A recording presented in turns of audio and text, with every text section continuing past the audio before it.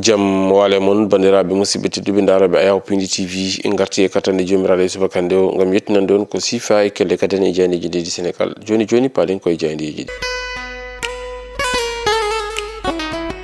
alkamisa sappo e ɗiɗi lewru mars hitande ujunnaje ɗiɗi e nogas e jeegom ko sifa e kelle gadan e jaydeji leydi Sénégal eɗen puɗɗoro e jayde Tribune Quotidien kamɓe ɓen jaydiyankoɓe ɓe gattande ko e goɗgol on ɗon luwa ko yewti alhaali alhaali ganda kay kañum woni e cattingol ɗen ɗon kuule ɗe ganda kay ne ganni yafawede e ɓen nanguirteɓe taw ko waɗoɓe e gueɗe debati gorkati en ɗo ete nder leydi Sénégal kam simen jaydiyankoɓe ɓe mbitande ko Pastef waɗani osé wadde criminalisé homosexuel ɗo ete nder leydi Sénégal holno wiiri e kamɓe musidɓe men e jaydiyankoɓe ganda kay kamɓe goni e jayde Tribune Quotidien ko ɗum ko kamɓe musidɓe men jaydiyankoɓe ɓe garti e ko yewti alhaali faggudu ko leydi kay oɗo saaha joni leydi Benin kam e leydi Togo wondude leydi Burkina Faso kañumen kay keeɓi ko ganda kay kañum woni programme ummarade e FMI kono noon leydi Sénégal kañum koko waɗa traîné hono no wiiri e kamɓe musidɓe men e jaydiyankoɓe ganda kay kamɓe goni e jayde wiyetede e jayde Tribune Quotidien kono noon jayde Tribune Quotidien rutanima e omo ganda kañum woni Imam Dramé mo ganda kay ko kañum woni ko fawa wala ko wiyete ko placé en garde à vue ɗum ko caggal nde o noddano e ñalawma hanki o hono no wiiri e jayde ganda kay kañum woni e jayde wiyetede jayde Tribune Quotidien ƴeewoyen jayde Li Quotidien kam musidɓe men jaydiyankoɓe ɓe dutani ko yewti e alhaali on ɗon loi ko yewti alhaali e cattingol kuule pawetenoyde e ɓe ganda kañum goni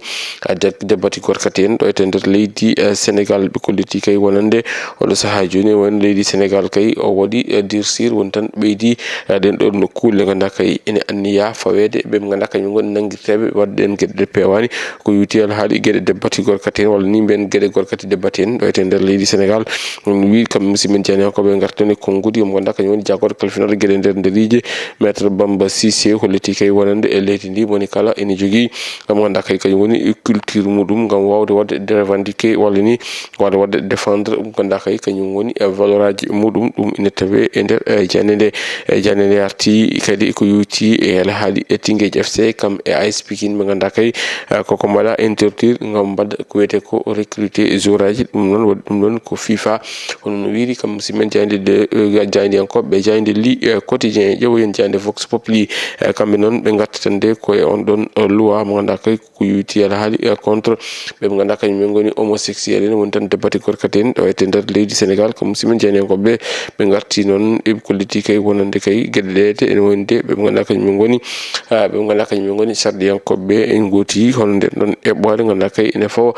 kuuɗe cattude fewde eɓe ganda ko kañumen goni ɓen nanguirteɓe waɗoɓe ɗen ɗon gueɗe ganda kay kañum woni e gueɗe debati e gorkati en hono no wiiri kam musidɓe men jaydiyankoɓe to ɓe mbaɗi natal jaggoɗɗo kalfinaɗo gueɗe nder nderije mo ganda kañum woni maître Bamba Cissé ko noon kadi kam musidɓe men jaydiyankoɓe ɓe garti e ko yewti e alhaali faggudu ɓe kolliti kay mo ganda kañum woni hoorejo jaggoɗo waɗi diagnostiqué ɗum ko yewti alhaali e gueɗe on ɗon opératoire ko yewti e financement mo leydi Sénégal ɗum nene kadi ine tawe e jayde nde ganda kay ko kañum woni e jayde wiyetede jayde Vox Populi jayde nde arti e Cheikh Oumar Diagne mo ganda kay ko kañum woni ko waɗa amende ko ene tolni e 500 000 de francs CFA ɗum nene kadi ine tawe e jayde nde ganda kay ko kañum woni jayde Vox Populi jayde La Dépêche kañum arti ko e jaltinɗo koppareje ko ine tolni e koppareje jonde gam wallide daaraji ɗi toon to wuuro Teddungo Touba on woni Serigne Mboup kollitino wonde kay ko ine tolni e temedere tonne maaro o kañumen kay woni ko fecca ɗin toon daaraji tawatedi toon to wuuro Teddungo Touba ɗum woni ko waɗi gardidi natal muɗum jayde La Dépêche kono noon kam musidɓe jaydiyankoɓe ɓe garti e hoorejo leydi ndi kam e hoorejo jaggoɗo mum ɓe mbi ko caggal duuɓi ɗiɗi ganda kay ko cortomami woni tan dualité e woni tan de ɗum noon yoni hankkadin yoɓe kuccen golle ɗum ine tawe e jayde La Dépêche jayde L'Observateur kañum arti ko yewti alhaali on ɗon satellite mo leydi Sénégal mo ganda kay ko kañum woni ɓe kolliti kay on ɗon satellite leydi koko maayi hono no wiiri kam musidɓe men jaydiyankoɓe ɗum ko caggal nde ɓe mbaddi entretien omo ganda ko kañum woni Gayane mo ganda kay ko kañum woni Gayane Faye mo ganda kañum woni coordinateur on ɗon projet Sensat ko littuno wonde kay kam musidɓe janiyankoɓe jayde jayde l'observateur ɓe garti e ko ɓuri ko yajje nden ɗon yewtade ganduɗa kay ɓe mbaddi ɗum e on ɗon korkajo ɗum ɗon ina tawe e nder jayde ganduɗa kay kañum woni hello jeeɗiɗi e jayde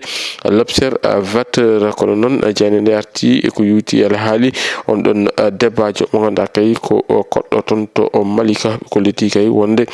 caggal nde o wuuri bon metɗam ɓiyi ko ene woni ɗo e rafi on ɗon débatjo noon wattidi ko yeyde ɓandu muɗum walla yeyde hoore muɗum ngam wawde hebde hen koppareje safrude ɓiyum kono noon de ɗum ɗon wattidi ko jibinandemo caɗele hono wiiri kam musidɓe janiyankoɓe ɗum ko caggal nde vidéo ji makko on battidi e juuɗe on ɗon apprenti mécanicien wattidi ko yeyde ɗum on ɗon site taw noon ko site ɓayino ɗe ɗon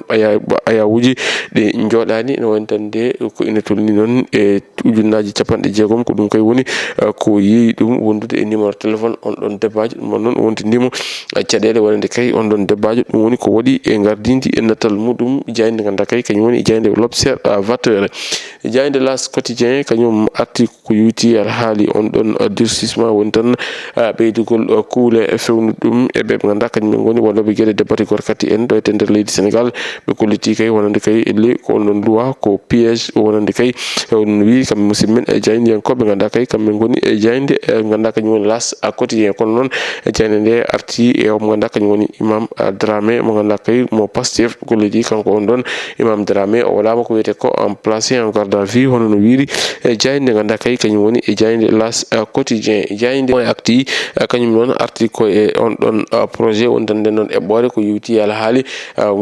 cattingol kuule pewde fewnu ɗum e débatte gorkati en ɗo e nder leydi Sénégal ɓe gartino ɓe mbitande ko ɓen ɗon député ji kañumen kay goni ko mbaɗi e doublé on ɗon peine woni tan mbaɗi doublé on ɗon peine ko yewti alhaali débatte gorkati en kono noon kadi ko gudi omo ganduɗa kañum woni Abdou Mbow ine tawe e nder jayde nde hollitino wonde kay oɗo projet